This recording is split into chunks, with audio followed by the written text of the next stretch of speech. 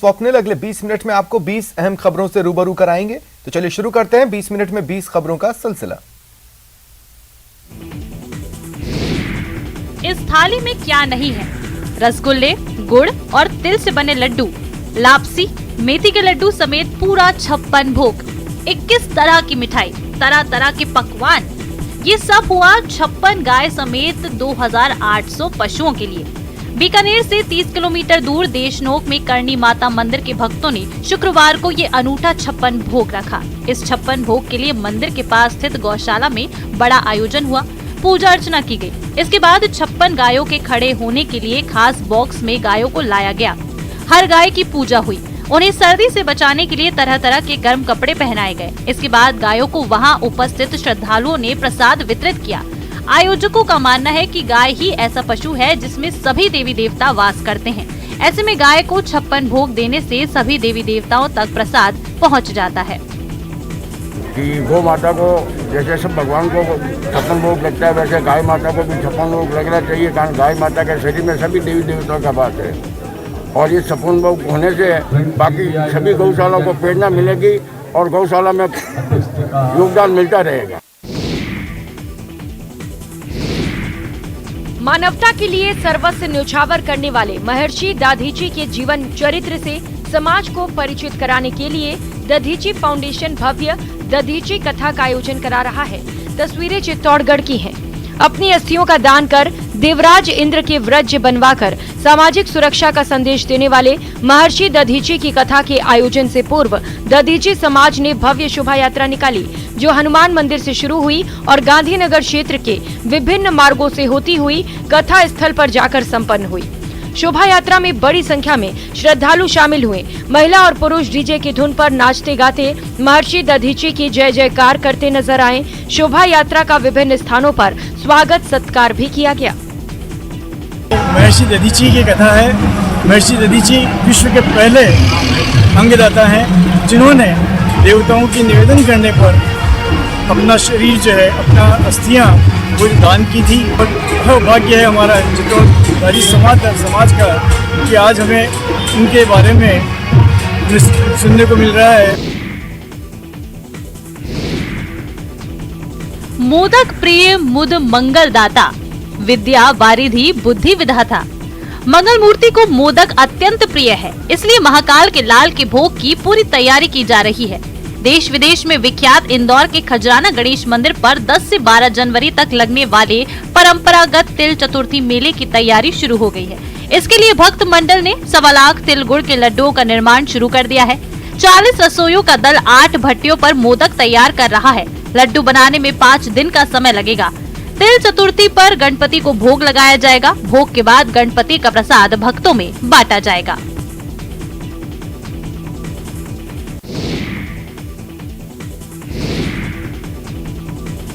ये वो दरबार है जहां माया की एक नहीं चलती। जी हाँ, जिस नोट के लिए लोग अपनों पर चोट करने से भी नहीं हिचकते, वो पैसे यहाँ यूं ही पड़े हुए हैं। कोरोना महामारी के बाद हटे लॉकडाउन के बाद मंदिर में श्रद्धालुओं की तादाद में काफी इजाफा हुआ। इतना दान मिला कि गिनने के लिए लोगों की सेना लगानी पड़ गई। तस्वीरें राजसमंद से आई हैं। जन जन की आस्था के केंद्र शिशोदा मंदिर के खजाने में लगातार बढ़ोतरी हो रही है। 6 जनवरी को जब मंदिर की दान पेटी खुली तो खजाना देखकर हर कोई हैरान रह गया। इस बार करीब 55 दिन बाद खुले लॉकर से 49 लाख रुपए निकले हैं। अब तक 4 करोड़ से ज्यादा रुपए एकत्रित हो चुके हैं। 6 जनवरी को प्रशासन ने आज सुबह से ही नकदी की गिनती शुरू करवा दी थी, जो देर शाम तक जारी रही। इसके तहत मंदिर में चढ़ावे के तौर पर 49,19,185 रुपए आए। गिनती पूरी होने के बाद पुलिस सुरक्षा के बीच चढ़ावे की राशि को मंदिर के बैंक खाते में जमा करवा दिया गया।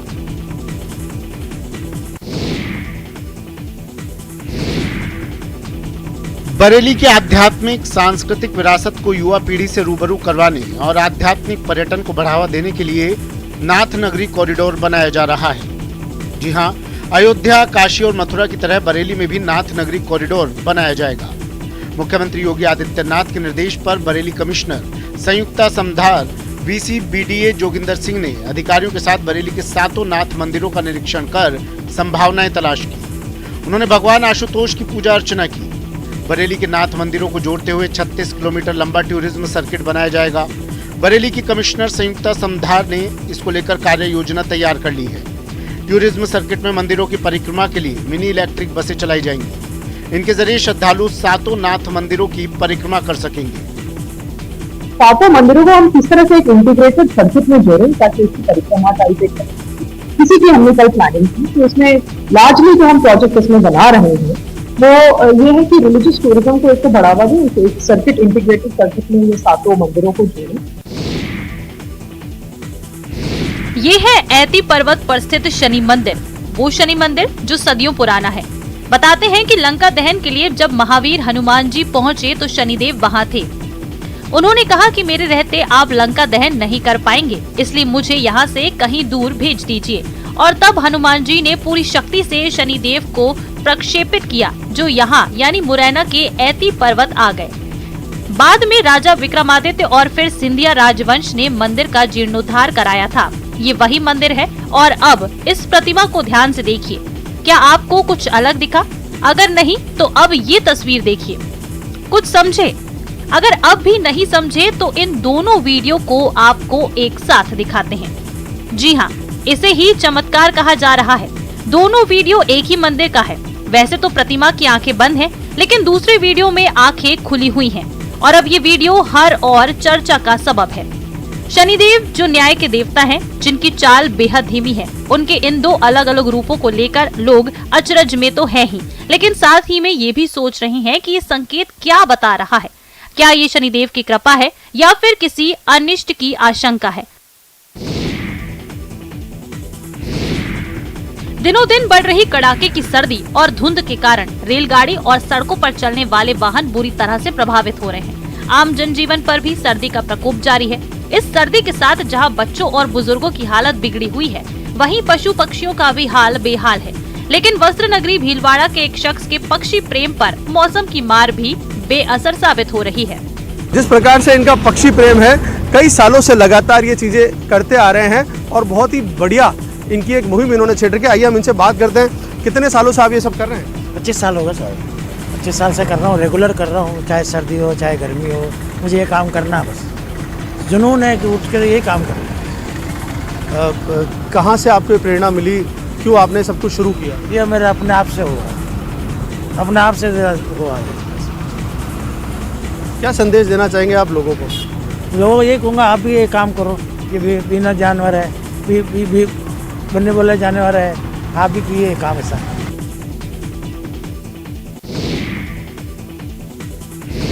दुनिया की सबसे लंबी लग्जरी रिवर क्रूज गंगा विलास बक्सर के रामखेरा घाट पहुंचा। 80 सैलानियों को लेकर ये विशाल रिवर क्रूज डिब्रूगढ़ से चलकर बनारस तक की यात्रा कर रहा है। 13 जनवरी को भारत के प्रधानमंत्री नरेंद्र मोदी से हरी झंडी दिखाने वाले हैं। इसी को लेकर 50 विदेशी सैलानियों का जत्था बक्सर पहुंचा है। ये क्रूज कोलकाता से जल मार्ग के रास्ते पटना, बक्सर होते हुए गाजीपुर और फिर बनारस पहुंचेगा। इस क्रूज पर एक शानदार रेस्तरां, स्पा और सन डेक भी होगा। मेन डेक पर इसके 40 सीटों वाले रेस्तरां में कॉन्टिनेंटल और भारतीय व्यंजनों के साथ ही कुछ बुफे काउंटर हैं। इस क्रूज सर्विस का कैंपेन 2018 से किया जा रहा था और इसे 2020 में लॉन्च किया जाना था। हालांकि कोविड-19 महामारी के कारण परियोजना में देरी हुई। 50 दिनों से इस सफर में लग्जरी बोट गंगा, भागीरथी, हुगली, ब्रह्मपुत्र और वेस्ट कोस्ट नहर सहित भारत में 27 नदी प्रणालियों के साथ 3200 किलोमीटर की यात्रा करेगी।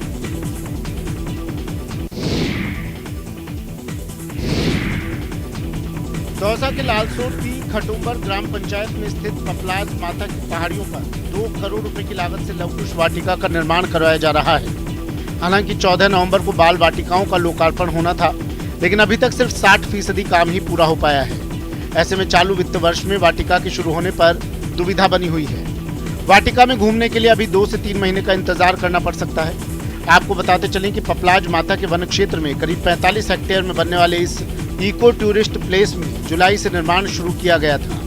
प्लास्टिक फ्री पॉलिसी के रूप में तैयार की जा रही इस वाटिका में फल और फूलदार पेड़ों समेत औषधीय और छायादार पेड़ भी लगाए जाने थे। इसी के साथ वाटिका में एक हर्बल गार्डन भी विकसित किया जाना है। लवकुश वाटिका है, माननीय मुख्यमंत्री महोदय द्वारा बजट घोषणा में ये अनाउंस किया गया। तो लालसोट में पपलाज माता क्षेत्र में हम 2 करोड़ की लागत से लव कुश वाटिका का निर्माण कर रहे हैं। पुलिस वालों पर अक्सर घूसखोर और करप्ट होने के आरोप लगते हैं, लेकिन यूपी के सीतापुर में एक ईमानदार महिला आरक्षी की ईमानदारी ने जैसे इन शब्दों पर विराम लगा दिया है। महिला आरक्षी ने सड़क पर पड़े मिले 50,000 रुपए एसएचओ टीपी सिंह को सौंप दिए। शुक्रवार शाम एसएचओ टीपी सिंह ने पीड़ित शख्स को रुपए वापस कर दिए। रुपए मिलने के बाद शख्स ने पुलिस और महिला आरक्षी की तारीफ करते हुए कहा कि सीएम योगी की पुलिस है। पूरा मामला शहर कोतवाली इलाके के व्यस्ततम चौराहे लालबाग का है। पीड़ित दयाशंकर वर्मा का कहना है कि उन्होंने 50,000 की नकदी उधार ली थी, जो सामान खरीदते हुए लालबाग चौराहे पर कहीं गिर गई थी, जिसकी जानकारी होने के बाद वो शहर कोतवाली में एफआईआर दर्ज करवाने पहुंचे थे, जिसके बाद उन्हें महिला आरक्षी को रुपए मिलने की जानकारी हुई। हमने उधार रुपए लिए थे वहाँ से, हाँ। लालबाग चौराहे मामा भांजे की दुकान से, 99 की है, हाँ। वहीं से लिए थे, हाँ। वहाँ से लेके आए, गाड़ी में पैसे रखे, हम अमरूद लेने लगे, हाँ। वहीं कहीं गिर गया पैसा। हम लालबाग चौराहे से आ रहे थे कोतवाली की साइड, फल वाले ठेले लगाए रखते हैं, वहाँ पे पड़े हुए मिले, हमने उठा लिए, हम सीधे कोतवाली आ गए। मन मोह लेने वाली ये खूबसूरत वादियां देश के खूबसूरत हिल स्टेशनों में से एक जम्मू और कश्मीर के गुलमर्ग की है। इसे धरती का स्वर्ग भी कहा जाता है। यहाँ के हरे भरे ढलान, बर्फबारी और खूबसूरत फूल पर्यटकों को आकर्षित करते हैं। बॉलीवुड के लिए एक खास जगह है। यहाँ पर कई बेहतरीन फिल्मों की शूटिंग भी हुई है, तभी देश के कोने कोने से यहाँ सैलानी खींचे चले आते हैं। गोंडाला राइड किया हमने, फेज 1 फेज 2 दोनों किए। लाइफ टाइम एक्सपीरियंस है, सबने करना चाहिए, बहुत अच्छी है। बहुत एंजॉय किया, बहुत अच्छे से हमको यहाँ ट्रीटमेंट मिला, लोग बहुत अच्छे हैं। मैं एक बात खास कहना चाहता हूँ, यहाँ के लोग बहुत अच्छे हैं, गाइड्स वगैरह बहुत अच्छे से गाइड करते हैं, तो सबको यहाँ आना चाहिए। प्राकृतिक खूबसूरती और एडवेंचर से भरा गुलमर्ग पर्यटकों को आकर्षित करता है। अधिकांश पर्यटक यहाँ दिसंबर और जनवरी में होने वाली बर्फबारी का मजा लेने आते हैं। इसके अलावा यहाँ ट्रैकिंग, स्कीइंग और गोल्फ समेत कई मजेदार खेलों का लुत्फ उठा सकते हैं।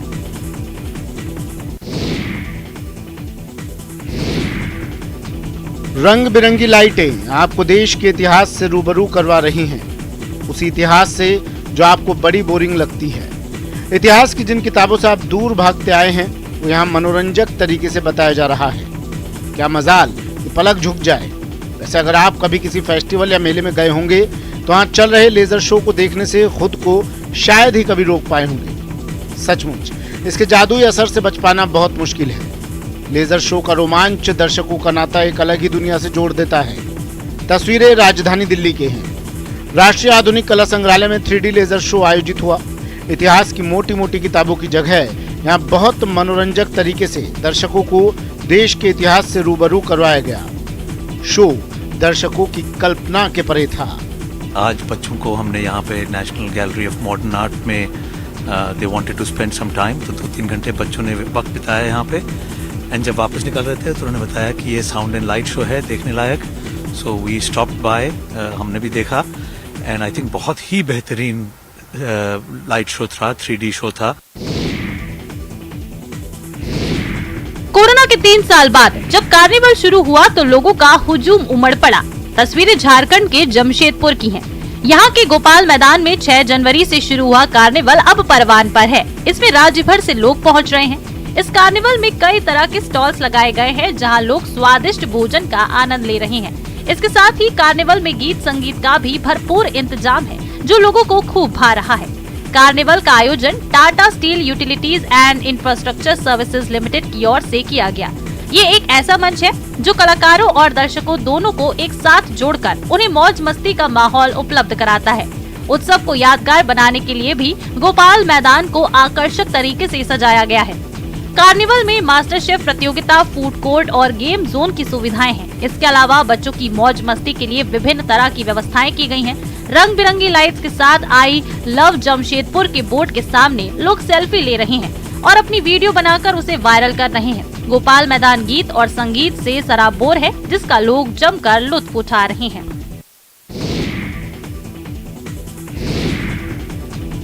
आखिरी सांसें ले रहा ये घर उस कवि का है जिसके नाम से देश का हर पढ़ा लिखा आदमी परिचित है, जिसकी कविता हम सब ने स्कूल कॉलेज में पढ़ी है। छायावाद के प्रसिद्ध कवि सुमित्रा नंदन पंत का पैतृक आवास आज अपने वजूद की आखिरी लड़ाई लड़ रहा है। सुमित्रा नंदन पंत की जन्मस्थली अल्मोड़ा के स्यूनरा कोट में है। लंबे समय से परिवार का कोई भी सदस्य गांव नहीं आ रहा, घर की सुध नहीं ले रहा, जिस कारण भवन खंडर हो चुका है। अब जिला प्रशासन पंत के भवन को संग्रहालय के रूप में विकसित कर रहा है, जिसके लिए पंत के परिजनों ने एनओसी भी दे दी है। प्रसिद्ध कवि सुमित्रा नंदन पंत के जन्म के तुरंत बाद उनकी मां का निधन हो गया था, जिसके बाद उनका पालन पोषण कोसानी में रहने वाले उनके नाना ने किया था। अब उनके पैतृक घर को धरोहर के रूप में विकसित करने की योजना बनाई जा रही है। जो उनके परिवार के लोग हैं उनकी एनओसी नहीं मिलने के कारण ये प्रोजेक्ट रुका था। अभी एनओसी प्राप्त हो गई है। इसको संस्कृति विभाग को डेवलप करने के लिए कार्य योजना बनाने के लिए धनराशि दी गई है और जो भी आवश्यक निर्देश हैं दिए गए हैं। कहते हैं कि प्रतिभा को कोई कितना भी दबा ले वो दबती नहीं है, लेकिन जब सामने एक नहीं कई परेशानियां हो तो हौसले पस्त होने लगते हैं। कुछ ऐसी ही कहानी बिहार के मुजफ्फरपुर की रहने वाली नीलू की है। नीलू राष्ट्रीय लेवल खेल चुकी एक रग्बी की खिलाड़ी है, लेकिन अब नीलू के हौसले पस्त होने लगे हैं। दरअसल कई दर्जन पुरस्कार जीतने वाली नीलू आर्थिक तंगी से परेशान है। नीलू के पास ना तो अच्छे जूते हैं और ना ही सही डाइट है। कई बार दूध के अभाव में नीलू को माड़ पी कर खेलना होता है। वहीं शुरुआती दौर में जूते के लिए पैसे न होने पर नीलू ने अपनी किताबें बेच दी थी। फिर भी पैसे पूरे नहीं हुए तो उधार जूते लेकर वो प्रतियोगिता में शामिल हुई और अवार्ड भी जीता। नीलू आज सरकार से मदद की गुहार लगा रही है। पैसे के अभाव में कई परेशानियों का सामना उसे करना पड़ रहा है। नीलू की मां गीता देवी ने बताया कि बेटी बहुत आगे बढ़ना चाहती है, लेकिन अभाव ने उसके हौसले पस्त कर दिए हैं।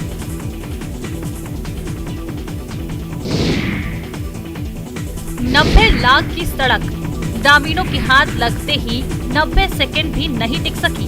भ्रष्टाचार की इंतहा तो देखिए कि सालों साल टिकने वाली सड़क ग्रामीणों के हाथों से ही उखड़ गई। रातों रात बनाई गई सड़क सिर्फ नाम की सड़क है। गुणवत्ता के अभाव ने इसे मजाक बना दिया है। दरअसल बिहार के मुंगेर का एक वीडियो सड़क निर्माण में गुणवत्ता को लेकर दावों की पोल खोल रहा है, जहां रात में बनी सड़क सुबह हाथ से उखड़ गई। ग्रामीण कार्य विभाग 2 खड़गपुर तारापुर डिवीजन की ओर से तेलियाडी पंचायत में पहाड़पुर से लोहची तक 90 लाख की लागत से सड़क निर्माण कराया गया था। ग्रामीणों का कहना है कि रात में सड़क बनी और सुबह हाथ से हटाने पर पूरी तरह से उखड़ रही है। ग्रामीणों ने सड़क निर्माण में शुरू से ही अनियमितता का आरोप लगाया है। ग्रामीणों ने इसकी उच्च स्तरीय जाँच की मांग की है। वहीं मामले को तूल पकड़ता देख मौके पर पहुंचे सहायक अभियंता को भी लोगों के विरोध का सामना करना पड़ा।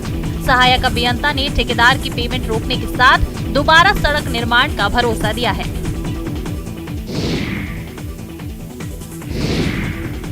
पुलिस के हत्थे चढ़े इन नकाबपोशों को सामान्य चोर चक्का या झपटमार समझने की भूल मत कीजिए। कुछ समय पहले तक ये वो धुरंधर हुआ करते थे जिनसे अच्छे अच्छे खौफ खाते थे। इनका अपराध जानने से पहले ये समझिए कि तस्वीरें आई कहां से हैं। तस्वीरें बिहार के कटिहार की हैं। अब इन शातिरों की करतूत सुनिए। ये तीनों आरोपी पुलिस के स्टिकर लगी हुई गाड़ी में सवार होकर सड़क पर आने जाने वाली गाड़ियों को रोककर उनसे वसूली कर रहे थे। ग्रामीणों को उन पर शक हुआ और उन्होंने इसकी सूचना पुलिस को दे दी। सूचना मिलने पर पुलिस ने तीनों नकली पुलिस को गिरफ्तार कर लिया, जिसमें से गौरव और साहिल का पहले से ही आपराधिक रिकॉर्ड रहा है, जबकि साहिल पहली बार नकली पुलिस वाला बनकर सड़क पर लूट मचाने की वारदात को अंजाम दे रहा था। फिलहाल पुलिस ने इन तीनों को गिरफ्तारी के साथ साथ पुलिस के स्टिकर लगी हुई कार, 2500 नकद, 3 मोबाइल और एक चाकू बरामद कर तीनों को जेल भेज दिया है और तीनों को असली और नकली का फर्क भी बखूबी समझा दिया है। इसके साथ ही पुलिस ने स्थानीय लोगों को भी आगाह किया है। साथ ही लोगों को किसी के बहकावे में नहीं आने के लिए भी कहा गया है। यूपी के सुल्तानपुर में अपहरण की साजिश रचना एक युवक को महंगा पड़ गया। पुलिस ने इस ड्रामेबाज युवक को गिरफ्तार कर मामले का खुलासा कर दिया। मिली जानकारी के मुताबिक पैसे की देनदारी से बचने के लिए बाराबंकी में बैठकर गोल्डी ने खुद के अपहरण की साजिश रची थी। पुलिस ने पूरे मामले का खुलासा करते हुए परिजनों को गोल्डी को सौंप दिया है। गुरुवार देर शाम हुई घटना का खुलासा उस समय हुआ जब पीड़ित परिजन गुरुवार की दोपहर एसपी कार्यालय पहुंचे थे। एसपी के आदेश पर नगर कोतवाली पुलिस ने टीम गठित कर कारोबारी का पता लगाने का काम शुरू कर दिया। पूरा मामला सुल्तानपुर जिले के बल्दी राय थाना क्षेत्र के इब्राहिमपुर गांव निवासी का है। दिनांक 4 तारीख को अभी शाम के समय एक इब्राहिमपुर का लड़का है जो गोल्डी नाम है उसका, जो कि सोने के डस्ट का काम करता है। इसके अपहरण की सूचना थाने पे कल दी गई थी, जिस पे अपराध पंजीकृत किया गया था, आज बरामद किया गया है। वो पूछताछ से बताएगा उसके द्वारा कि ये जो है वो स्वयं कुछ पैसे का लेन देन कहीं बाकी था, जिसके कारण वो यहाँ से स्वयं अपने आप को गायब कर लिया था। देश दुनिया में पहचान बनाने वाली भदोही की कालीन, मुगलों की विरासत, लखनऊ की चिकनकारी, राजस्थानी लहंगा, कुर्ती, लुधियाना का कंबल और कश्मीरी शॉल। तस्वीरें बिहार के मुंगेर में आयोजित शिल्प उत्सव मेले की हैं। टाउन हॉल में शुक्रवार शाम सदर अनुमंडल पदाधिकारी यतीन्द्र कुमार पाल और उपनगर आयुक्त विनय कुमार ने संयुक्त रूप से शिल्प उत्सव मेले का उद्घाटन किया। उद्घाटन के बाद काफी संख्या में लोग खरीदारी के लिए पहुंचे।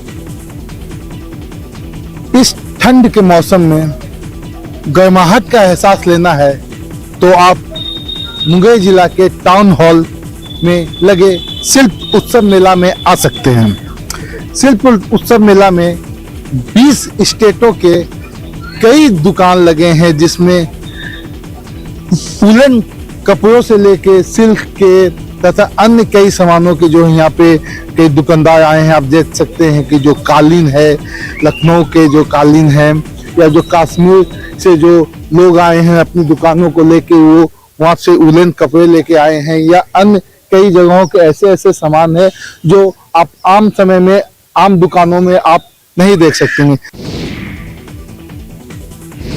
उत्तराखंड के जोशीमठ शहर में कई होटलों की पुश्ते टूटने से वो हवा में लटक रहे हैं, तो कहीं मकानों को कभी भी जमींदोज करने वाली दरारें आ गई हैं। कई जगह मटमैले पानी का सोता सड़क पर लगातार बह रहा है। आदि गुरु शंकराचार्य जी की भूमि पर मंडरा रहा खतरा कम होने का नाम नहीं ले रहा। एक हफ्ते से लगातार ये प्रक्रिया बहुत तेजी से बढ़ी है। बीच में आपने देखा 3-4 दिन पहले एक हमारे जोशीमठ की तलहटी में पानी के कई स्रोत निकल चुके हैं। ऐसा लग रहा है कि अभी खतरा टला नहीं है।